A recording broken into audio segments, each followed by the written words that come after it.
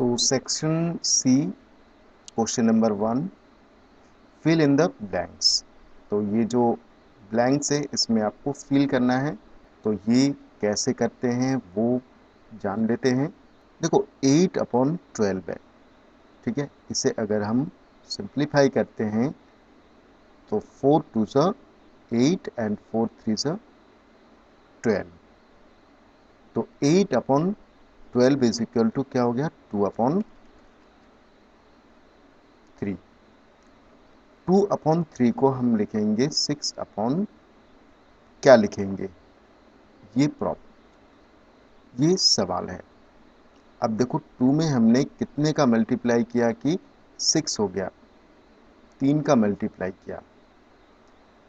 2/3 में, अब 2 में 3 का मल्टीप्लाई किया तो 6 आ गया। तो यहाँ पर अगर हमने 3 का मल्टीप्लाई किया तो यहाँ भी हमें 3 का मल्टीप्लाई करना होगा। तो यहाँ पर 3 3 9, तो यहाँ पर भी 9 आ जाएगा, ठीक है। अब 2/3 यहाँ पर 15 है। 3 में हमने कितने का मल्टीप्लाई किया कि 15 आ गया, 5 का मल्टीप्लाई किया तभी 15 आया। तो 5 का जब यहाँ मल्टीप्लाई किया तो यहाँ भी हमें 5 का मल्टीप्लाई करना होगा, और 5 2 10, तो यहाँ पर 10 आ जाएगा, ठीक है। और इसी तरह से यहाँ भी आपको 10 लिखने होंगे, ठीक है। तो ये था बहुत इजी मेथड। सबसे पहले आपको क्या करना है, इसे आपको सिंप्लीफाई करना है। सिंप्लीफाई करने पे क्या आया, 2/3।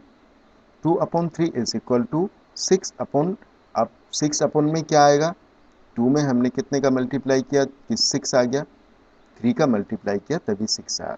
जब हमने 2 के साथ में 3 का मल्टीप्लाई किया तो 3 के साथ में भी 3 का मल्टीप्लाई करना ही होगा, और 3 के साथ में 3 मल्टीप्लाई करने पे 9 आ गया, तो यहाँ पर 9 आएगा, ठीक है। तो इसी तरह से 2/3 इज इक्वल टू 10/15। अब यहाँ पर 3 है, 3 में हमने कितने का मल्टीप्लाई किया कि 15 आ गया, 5 का। तो 5 का जब 3 में मल्टीप्लाई किया तो 2 में भी 5 का मल्टीप्लाई करना पड़ेगा, और 2 में 5 के साथ में मल्टीप्लाई करने पे क्या आया, 10। तो 10 हमें यहाँ लिखना पड़ेगा। तो ये आंसर है, इस तरह से आप निकाल सकते हो। अब क्वेश्चन नंबर 2 देखो, सिंप्लीफाई करना है आपको, ठीक है। तो सबसे पहले इन संख्याओं का आप एलसीएम निकाल लो। एलसीएम निकालना मैं आपको बताता हूँ। 5 10 20 2 एंड 4, ठीक है। सबसे पहले 2 से छोटी संख्या है, 5 में नहीं जाएगा तो 5 को एज रखते हैं। फिर 2 का 10 में देंगे तो 5, 2 का 20 में देंगे तो 10, 2 का 2 में देंगे तो 1, 2 का 4 में देंगे तो 2।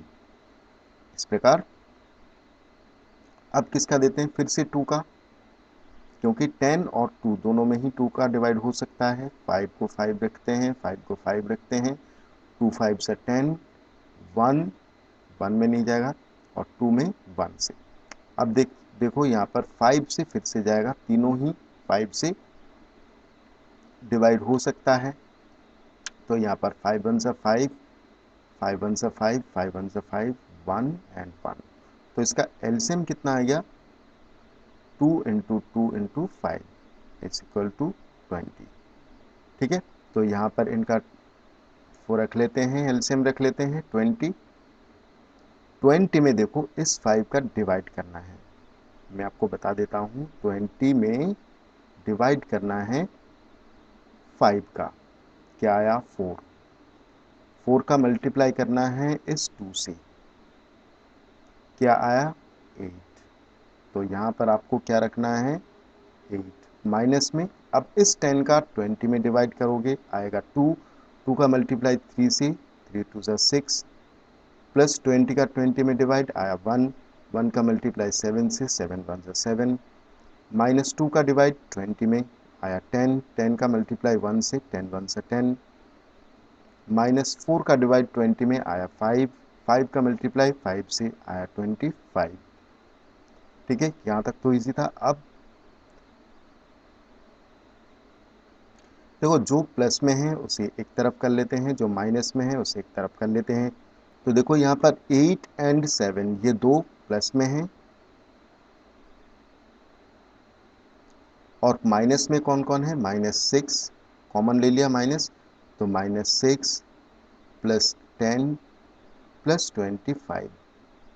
यहाँ पर कॉमन मैंने माइनस लिया है तो इसलिए 25 प्लस में हो गया, 10 प्लस में हो गया और 6 प्लस में हो गया। ठीक है, इतना समझ में आया आपको, और अपॉन में 20। ठीक है, अब क्या करते हैं, 8 एंड 7 कितना होता है, 15। 15 माइनस, अब इन सबको टोटल कर लो, कितना आएगा, 35, 35 और 6, 35 और 6 41। ठीक है, अपॉन में 20। अब 15 में से 41 आपको घटाना है, तो 41 में से आप 15 को घटाओगे, क्या आया, 6 2 26 आया। लेकिन हमें घटाना है 15 में से 41, जो कभी नहीं घट सकता, इसलिए आंसर किस में आया, -26 और अपॉन में 20। ठीक है, अब देखो 2 से ये कैंसिल करते हैं, 13 और ये 10, तो आया कितना, -13 अपॉन 10। ठीक है, इसे और सिंप्लीफाई करते हैं, 13 में 10 का डिवाइड देके, 10 1 से 10 आया, नीचे 3 को यहाँ लिखते हैं और इस 10 को यहाँ पर, तो यहाँ पर 10 आ गया, तो इसका आंसर आया -1 and 3 upon 10। This is the answer. ठीक है, क्वेश्चन नंबर 3 क्लियर। अब देखते हैं क्वेश्चन नंबर 3 को, simplify and express in the form of P upon Q। तो सबसे पहले इसे जोड़ और घटा लेते हैं, जो प्लस में है उसे एक तरफ लिख लेते हैं और जो माइनस में है उसे एक तरफ लिख लेते हैं। तो देखो 6.25 प्लस में 4.05, ये प्लस में है और ये प्लस में है, प्लस में 2.004, ये हमने ब्रैकेट में लिख लिया, और माइनस में 3.05। ठीक है, अब इन तीनों को जोड़ लेते हैं, तो 6.25, पॉइंट के नीचे पॉइंट आपको रखना है।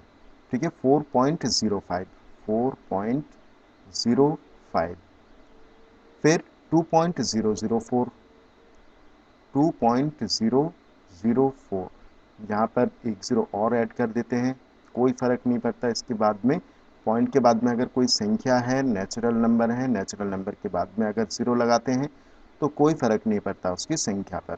ठीक है, तो इसे ऐड कर लेते हैं, 4550, रिमाइंडर 1, 1 एंड 2 इज 3, पॉइंट 1 के नीचे पॉइंट लगा दिया आपने, 6 एंड 4 10, 10 एंड 2 12, कितना आया, 12.304 इक्वल टू 12.304 माइनस में 3.05। ठीक है, अब माइनस कर लेते हैं इसमें से इसको, तो यही कर लेता हूँ, तो 3.05, इसके बाद में एक जीरो ऐड कर देता हूँ, क्योंकि यहाँ पर ये लास्ट में नेचुरल नंबर है, इसलिए नेचुरल नंबर के बाद में कितने भी जीरो आप लगा दो कोई फर्क नहीं पड़ता इस संख्या पर। तो अब माइनस करते हैं, 4 में से 0 गया 4, 10 में से 5 गया 5, यहाँ पर 2 बचा, 2 में से 0 गया 2 पॉइंट, अब 12 में से 3 गया 9, तो इसका आंसर हमारे पास में आ गया 9.254। This is the answer. लेकिन हमें क्या करना है, P अपॉन Q के फॉर्म में लिखना है। ठीक है, तो वो कर लेते हैं, तो यहाँ पर देखो पॉइंट के बाद में कितनी संख्या है, 3 संख्या है, तो 9254 और अपॉन में 1 के बाद में, पॉइंट के बाद में जितनी संख्या है उतने ही जीरो, 3 संख्या है तो 3 जीरो। ठीक है, अब इसे 2 से कैंसिल कर सकते हैं, ये 500 हो जाएगा, और ये 2 से काटते हैं तो ये 2 4 ज़ा 8, 6 2 ज़ा 12 एंड 27 दूनी 54, तो हमारे पास में आ गया 4627 अपॉन में 500, और ये पी क्यू अपॉन के रूप में है, पी अपॉन क्यू के रूप में है। ठीक है, ये आंसर है, यहाँ तक आपको करना है, ना कि यहाँ तक। ठीक है, तो this is the final answer. ठीक है, क्वेश्चन नंबर 3 1 2 3 मैंने इस वीडियो में मैंने पूरा किया। होप आपको ये तीनों ही प्रश्न आपको समझ में आए। सो मिलते हैं अगले वीडियो में। Thank you.